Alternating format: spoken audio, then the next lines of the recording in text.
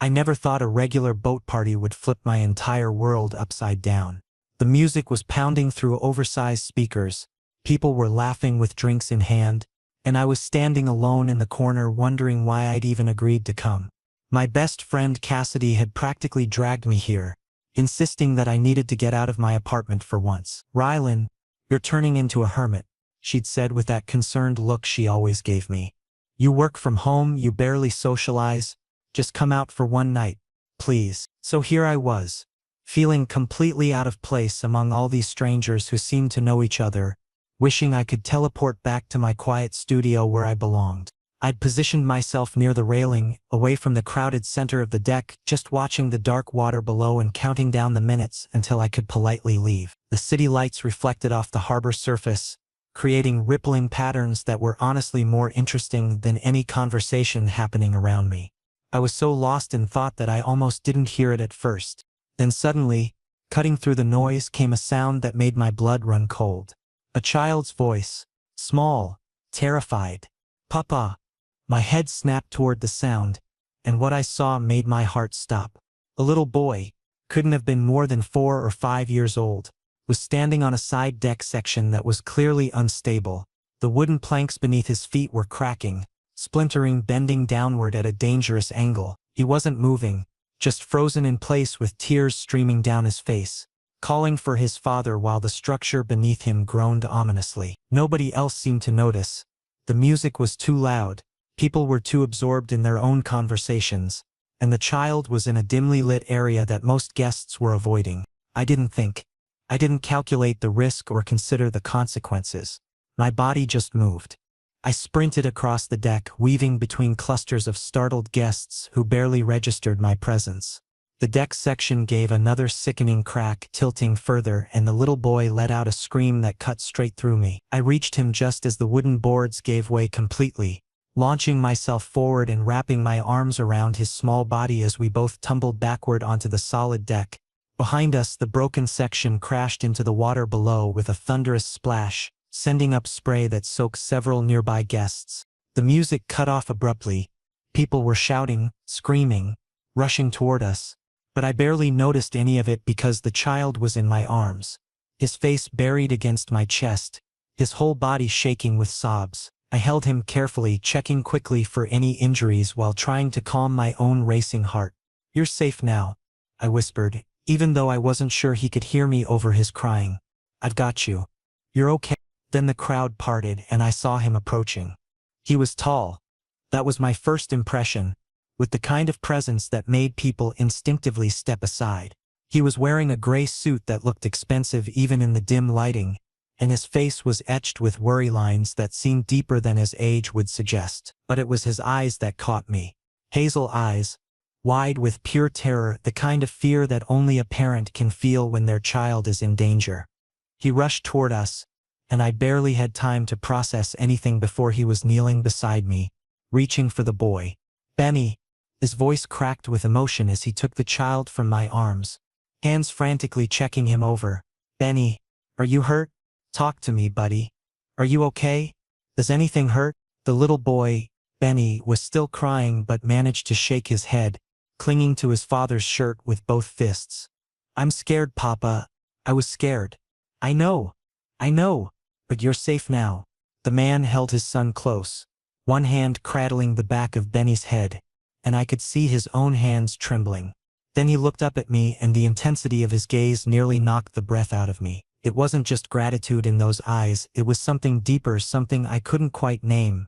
Relief mixed with wonder, mixed with something that felt almost like recognition, as if he'd been waiting to meet me his whole life.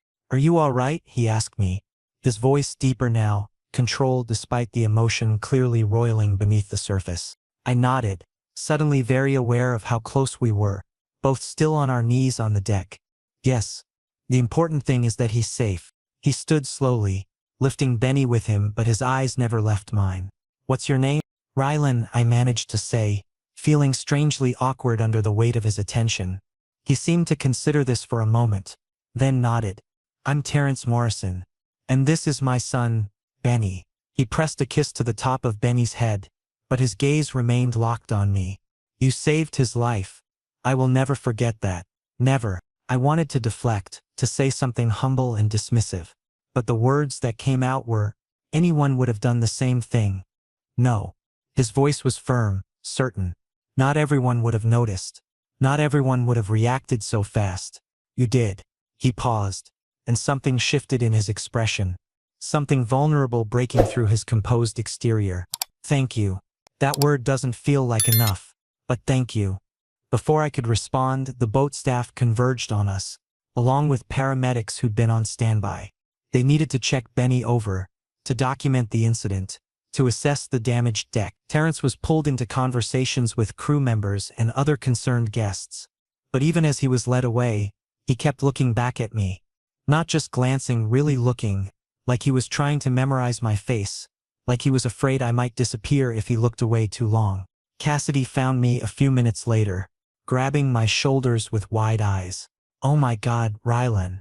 Are you okay? That was insane. You literally saved that kid's life. I just nodded, still feeling disconnected from everything, like I was watching the scene from outside my own body. I was just there at the right time. You're a hero, she insisted, but I wasn't listening anymore.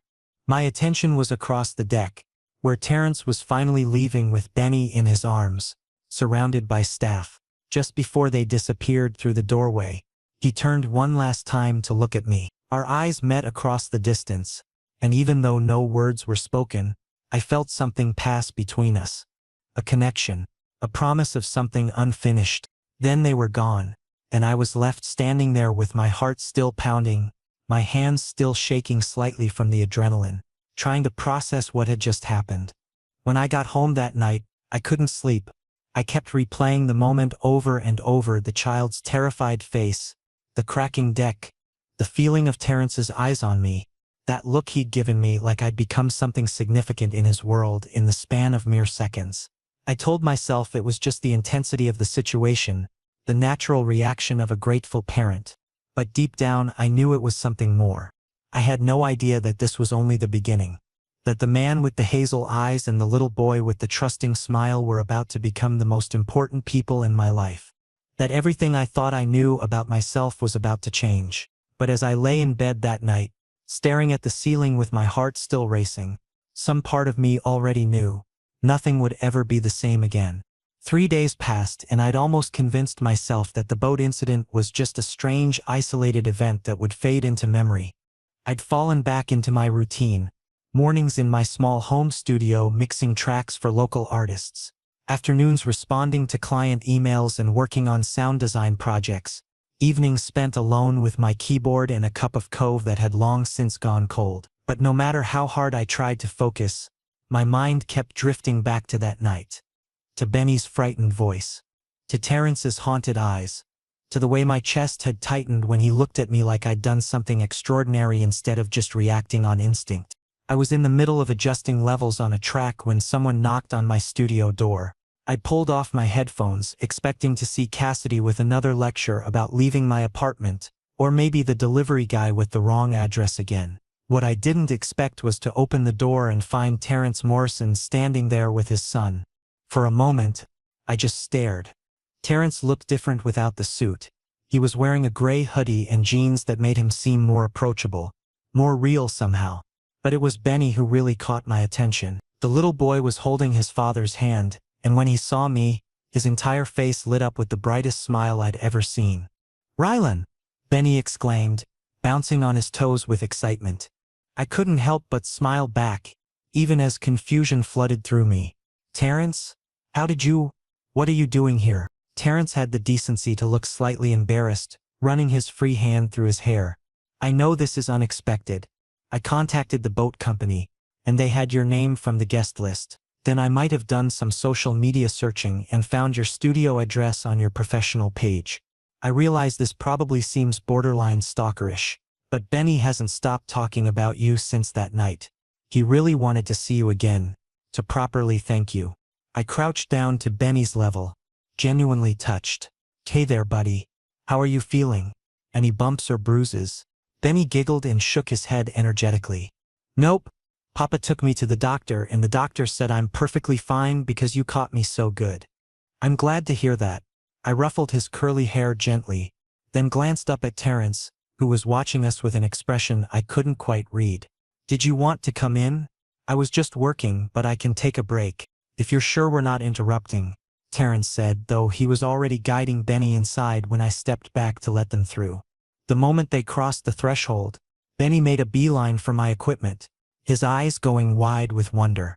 He reached out tentatively toward my keyboard, then looked back at me for permission. "What is all this stuff?" "This is how I make music," I explained, walking over to join him. "I'm a music producer. I help people create and record songs." Terrence looked genuinely surprised as he took in my setup, the keyboards, the mixing board, the monitors, the various pieces of equipment that took up most of the small space. "A music producer? I have to too. I'd made some assumptions about what you might do. This is really impressive." I shrugged, feeling self-conscious under his scrutiny. "It's mostly independent work. I collaborate with local artists, do some commercial work here and there. Nothing too glamorous. But I love what I do." "Passion for your work is worth more than glamour," Terrence said softly, and something in his tone made me look at him more closely. There were shadows under his eyes, a tightness around his mouth that spoke of stress and exhaustion.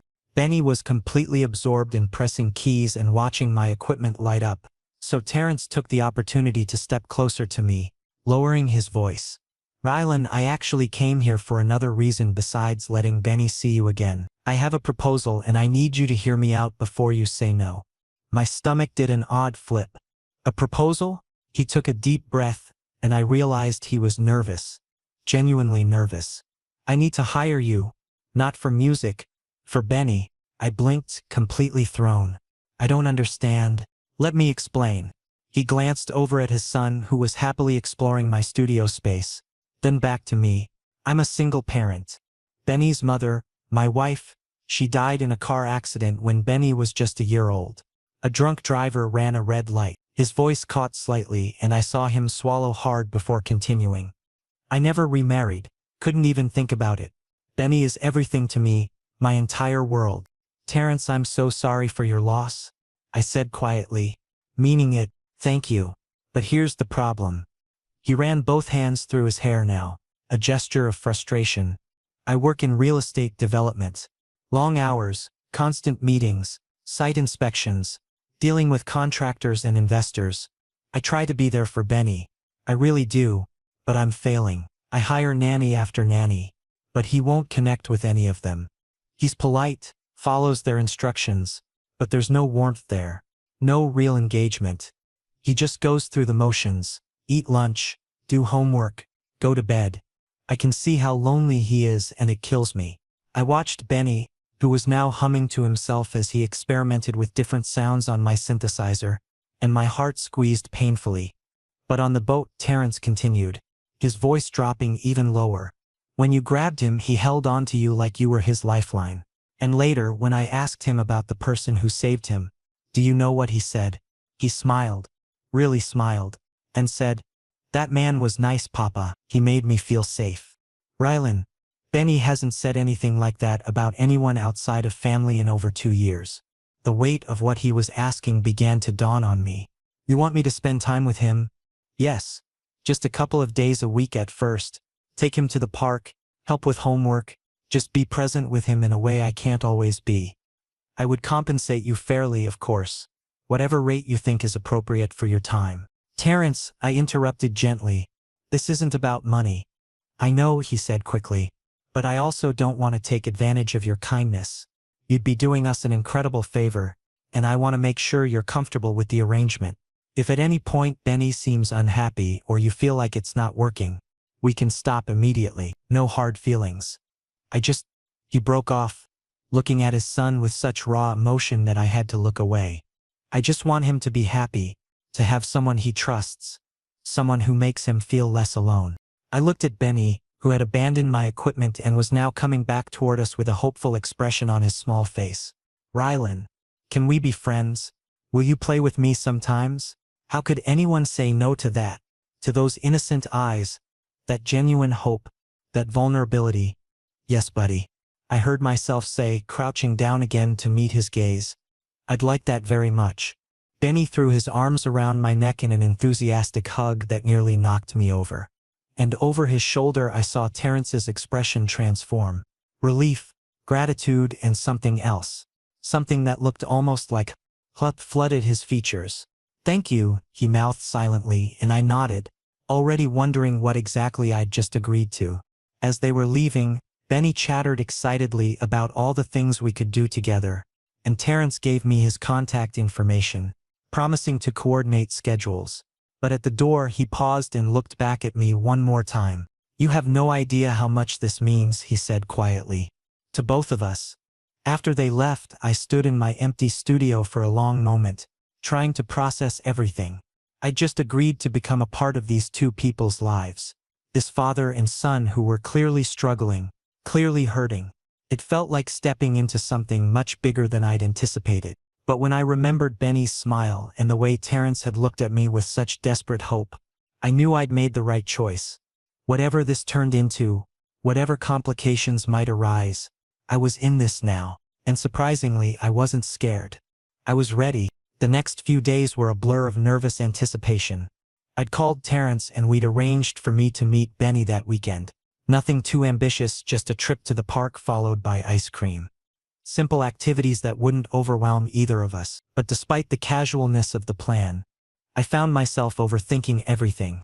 What if Benny changed his mind about liking me? What if I said the wrong thing or couldn't connect with him the way Terrence hoped? What if I somehow made things worse? Saturday morning arrived gray and overcast, threatening rain but not quite delivering. Terrence had texted me his home address, and as I drove through his neighborhood, I couldn't help but notice how different it was from my own cramped apartment building. Tree-lined streets, well-maintained houses with actual yards. The kind of suburban stability I'd never experienced growing up. When I pulled up to his address, the house was exactly what I'd expected. Not ostentatious, but comfortable and clearly well cared for, with a small garden out front and a basketball hoop in the driveway. Before I could even knock, the door swung open. Terrence stood there in casual weekend clothes. A simple gray t-shirt and jeans, looking more relaxed than I'd seen him before, though still with those telltale worry lines around his eyes. Behind him I could see Benny peeking out from behind his father's legs, suddenly shy now that the moment had arrived. "Rylan," Terrence greeted me with a smile that seemed genuinely relieved. "Come in. Benny's been watching for your car for the last 20 minutes. I stepped inside and the house felt warm in a way that had nothing to do with temperature. There were photographs on the walls. Benny as a baby, Terrence laughing at some past moment, images of a life being lived. I noticed there were no photos of Benny's mother, and wondered if that was by design or if it was simply too painful to see her face every day. "Hey there, buddy," I said, kneeling down to Benny's level. "Are you ready for an adventure?" Benny nodded, but didn't move from behind his father's legs. The shy confidence from the studio had evaporated, replaced by uncertainty. I understood in the safety of my studio with his father present. I'd been interested in novel. Now the reality of going somewhere with a relative stranger was setting in. Terrence handed me a small backpack. Snacks, water, sunscreen. His inhaler just in case, though he rarely needs it. My number's programmed into his phone. Yes, he has one. I know he's young, but I need to be able to reach him if he gets tired or upset or needs anything. "Terrence," I said gently, standing up and meeting his eyes. "We'll be fine. I promise to take good care of him." Something in my voice must have reassured him, because he took a deep breath and nodded. Then he crouched down beside Benny, placing both hands on his son's small shoulders. "You're going to have fun with Rylan, okay? And if you need anything, you can call me anytime." "Okay, Papa," Benny said quietly. As we walked to my car, Benny slipped his small hand into mine without any prompting, and I felt my chest tighten with an emotion I couldn't quite name. His hand was so tiny in mine, so trusting. The weight of responsibility settled over me like a physical presence. The park was moderately crowded for a Saturday, with families scattered across the playground and grassy areas. As soon as Benny saw the equipment, something in him transformed. The shy child from the doorway vanished, replaced by an energetic little boy who raced toward the swings with abandon. "Push me, Rylan. Push me high," he called out, and I jogged over to comply. For the next hour, I watched him come alive in a way that was beautiful to witness. He went down the slide dozens of times, each trip accompanied by delighted shrieks. He attempted the monkey bars, making it halfway across before dropping into the sand with a giggle rather than frustration. He built elaborate structures in the sandbox, narrating complex stories about the castles and moats he was creating. But I also noticed things that Terrence had mentioned. When other children approached the sandbox, Benny would glance at them, seem interested, but never quite initiate contact. He'd watch them play nearby but maintain his distance, as if he'd forgotten how to bridge that gap. It broke my heart a little, seeing this evidence of his isolation. After the park, we walked to a nearby ice cream shop, and Benny spent several serious minutes studying all the flavors before decisively choosing chocolate chip. We sat on a bench outside, and for a while we just ate in comfortable silence, watching people walk by with their dogs and strollers. Then, out of nowhere, Benny asked, "Do you like me, Rylan?" The question caught me completely off guard. "Of course I like you, buddy. You're a great kid. But will you come back? Will you spend time with me again?" His voice was small, uncertain, and when I looked at him, I saw vulnerability that no child his age should have to feel. "Or will you leave like everyone else?" Those words hit me like a punch to the gut. This little boy had already learned that people leave, that attachment leads to loss. At 4 years old, he was already protecting his heart. I set my ice cream down and turned to face him fully. "Benny, I promise you I'm not going anywhere. If you want me around, I'll be here. That's a promise." "Really? You promise for real?" "Really for real," I said solemnly. Then, making a split-second decision, I held out my pinky finger. "Pinky promise?" His face lit up and he immediately locked his tiny pinky with mine. Pinky promise. That simple gesture felt more binding than any contract I'd ever signed. In that moment, I committed myself to this child in a way I hadn't fully anticipated. When I brought Benny home that afternoon, Terrence opened the door before we even reached it, clearly having been watching for us. Benny immediately launched into an excited recap of our adventures, his words tumbling over each other in his rush to share everything. And Rylan pushed me really high on the swings, and I made a whole castle in the sand. And the ice cream was so good, and Rylan promised he'll come back, Papa. He pinky promised. Terrence's eyes found mine over Benny's head, and the gratitude there was almost overwhelming. "That sounds like you had an amazing time, buddy. Why don't you go wash your hands before dinner?" As Benny scampered off, Terrence stepped out onto the porch, partially closing the door behind him. "How was he really? Any problem?" "He's a wonderful kid," I said honestly. "Sweet, imaginative, just a little hesitant around other children. But he opened up as the day went on." Terrence nodded, some of the tension leaving his shoulders. "Rylan, would you?" He paused, seemed to reconsider, then pushed forward anyway. "Would you like to stay for dinner?" "Nothing fancy, I'll just order some pizza. I thought maybe we could talk, get to know each other better if this arrangement is going to continue." There was something in the way he asked, something that went beyond simple logistics. An invitation to become part of something rather than just an employee providing a service. I should have been cautious. I should have maintained professional boundaries, but looking at this man who was trying so hard to be everything his son needed, found myself wanting to say yes. "Sure," I agreed. "That sounds nice." Dinner ended up being one of the most comfortable evenings I'd had in months. We sat in Terrence's living room, pizza boxes spread on the coffee table while Benny showed me his favorite toys and told elaborate stories about each one. Terrence would occasionally chime in with corrections or additions, and we'd both laugh at Benny's creative interpretations of the world. At one point, Benny was in his room selecting another toy to show me, and Terrence spoke quietly. "I haven't seen him this animated in a very long time. You did this in one afternoon. Do you understand how much that means?" "He just needed someone to pay attention," I deflected, uncomfortable with the praise. "No," Terrence insisted. "It's more than that. There's something about you that makes him feel safe, makes him feel seen." He paused, then added so softly I almost didn't hear, "You make me feel that way too." Before I could respond to that loaded statement, Benny returned with a dinosaur figurine, and the moment passed. But the words hung in the air between us for the rest of the evening.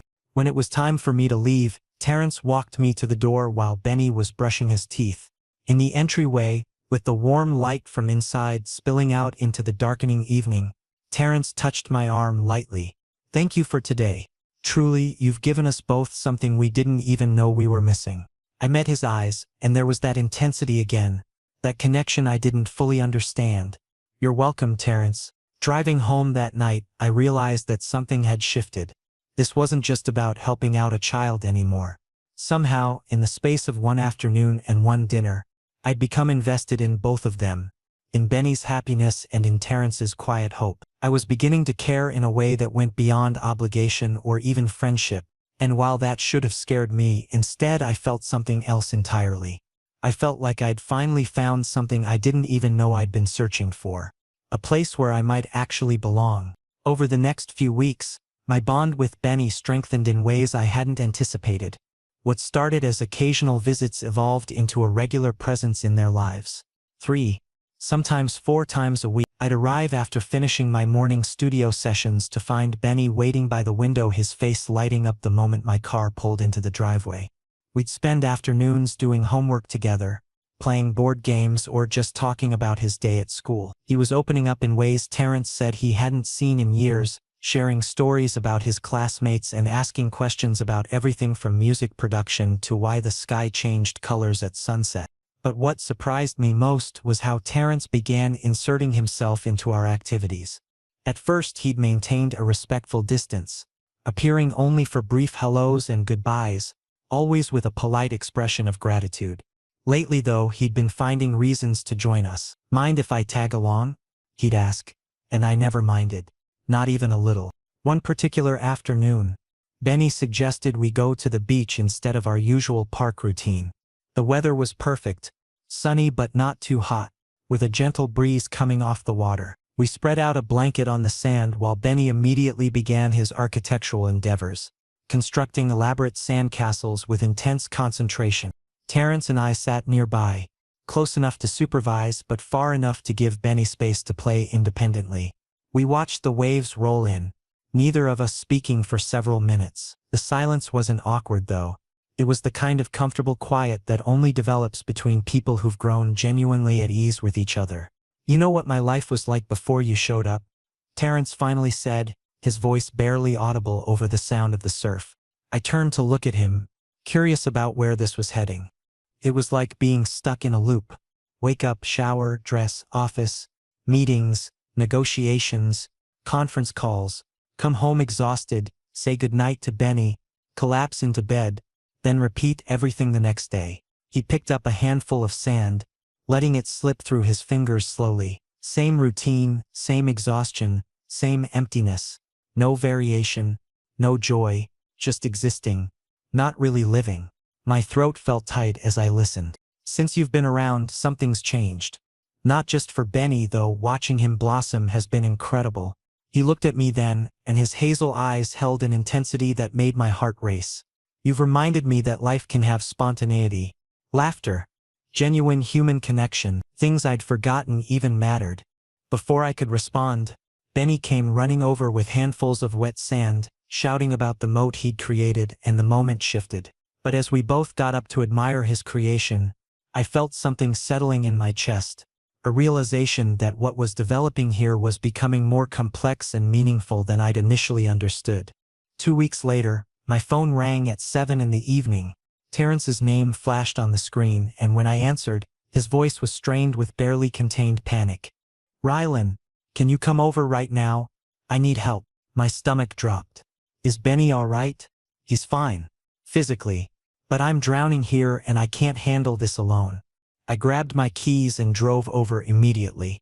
When Terrence opened the door, he looked exhausted, hair disheveled, dark circles under his eyes, paint smeared across his forearm. Behind him, I could see Benny sitting on the couch with his arms crossed, lower lip jutted out in obvious distress. "What happened?" I asked, stepping inside.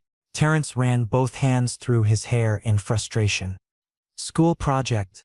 Benny needs to build a dinosaur model and present it Monday morning. I thought I could handle it, but everything I've tried has been a disaster. The glue won't stick properly. The cardboard pieces keep tearing.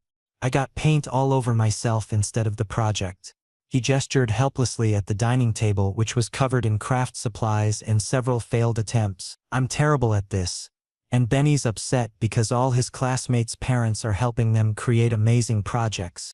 I looked over at Benny, whose sad expression immediately shifted to hopeful when he saw me. Rylan, will you help us? Of course, buddy. Let's figure this out together. For the next 2 hours, the three of us sat on the floor surrounded by cardboard, paint bottles, glue sticks, and reference pictures. Benny transformed into a tiny project manager, giving detailed instructions. No, not like that, Rylan. The spikes go down the back. Terrence and I followed his directions, laughing when our attempts went wrong, celebrating when something finally looked right. At one point, Terrence reached for the green paint at the same moment I did. Our hands collided and we both froze. It was just a second, maybe less, but something electric passed between us. An awareness that made my skin tingle. We pulled away quickly, both offering awkward smiles, but the sensation lingered. When we finally completed the dinosaur, Benny was ecstatic. This is perfect. Everyone's going to love it. After Benny fell asleep, Terrence walked me to the door. I was pulling on my jacket when he reached out and gently touched my arm, stopping me. Wait, before you go, I need to tell you something. I paused, looking at him. He seemed genuinely nervous. My heart started pounding. What is it? He took a deep breath. Being around you feels different than being around anyone else has in years. More than just comfortable, it feels right. Natural. And I know we haven't known each other that long. But you've become genuinely important to me. Not just as Benny's caretaker or even as a friend. Something more than that. The confession hung in the air between us. Terrence, I feel something too. I'm not entirely sure what to call it. But yes, there's definitely something there. His expression transformed with hope. Really? Yes. But this is complicated. There's Benny to consider. I understand, he said, taking my hand in his. I'm not asking you to define anything. I just needed to be honest. If this makes you uncomfortable, we can pretend I never said anything. I'm not uncomfortable, I'm just being careful. For Benny's sake. If we pursue this and it doesn't work out, he'd be hurt. Then we take it slowly. No pressure. No rush. We see how things develop naturally. Does that work? I looked into those hazel eyes, now filled with vulnerability and hope. Okay. Slowly. He smiled genuinely. Slowly. When I drove home that night, my heart was racing. Things had officially become complicated. But I knew I couldn't walk away from them. The following weeks brought a subtle shift in my relationship with Terrence. We weren't officially anything, no labels, no public declarations, but there was an understanding between us now, a closeness that hadn't existed before. Sometimes after Benny went to bed, we'd sit on his back porch sharing coffee and conversation. Other times Terrence would reach over and briefly touch my hand, and we'd exchange smiles without needing words. Even Benny was starting to notice. One afternoon while we were having lunch, he looked up from his sandwich and asked, Rylan, are you and Papa more than just friends? I nearly choked on my water. What, Benny? Because Papa looks at you the same way he used to look at Mama in the photographs. He gets that same happy smile. My chest tightened. I had no idea what to say. I think it's good if you like Papa. Because I really like you. So maybe we could all stay together forever. The pure hopefulness in his voice nearly broke me. I pulled him into a hug. Yeah, buddy. We'll all stay together. But everything changed that Saturday when Benny and I were at the park. We were at the swings when a man in a sharp business suit approached us. He wore sunglasses and carried a clipboard, his entire demeanor screaming official business. He looked at me, then at Benny, then offered a smile that didn't reach his eyes. Excuse me, are you Rylan? I immediately felt cautious, bringing Benny's swing to a gentle stop. Yes, who are you? Marcus Hale. I'm with Social Services. He produced an official identification badge. I've received some concerns regarding Benny Morrison's care arrangement. The blood drained from my face. Concerns? What kind of concerns? We received an anonymous tip. The caller reported that an unrelated adult has been spending significant time with the child without proper background verification or legal documentation. From a child welfare perspective, this raises red flags. My heart was hammering. I'm Benny's caretaker. His father hired me. Terrence knows exactly where Benny is, but there's no official paperwork, correct? No written contract, no background check on file, no formal childcare arrangement? That creates a legal gray area, particularly where child protection is concerned. I was too shocked to respond. Benny moved closer to me, grabbing my hand, his small face confused and frightened. Rylan, who is this man? Nobody important, buddy. Everything's fine. Marcus looked at Benny, then back at me. I'm not suggesting you have bad intentions. However, child protection laws exist for good reasons. If Mr. Morrison wants you to officially serve as Benny's caretaker, proper documentation is required. He handed me a business card. Please have Mr. Morrison contact our office. We'll need to conduct an investigation. It's routine but necessary. Then he walked away, leaving me feeling like the ground had shifted beneath my feet. Benny looked up at me with worried eyes. Did I do something wrong? No.